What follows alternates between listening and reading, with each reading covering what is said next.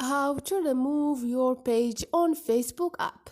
Hi guys, in this video I will show you how to remove your page on Facebook app easy and quick. First thing, go to your Facebook, and here all you need to do is click on those three lines up there and go to your page.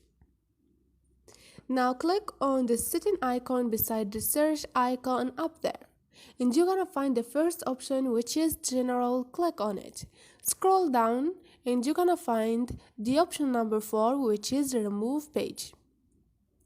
To permanently delete your page on Facebook, and here you can delete a page.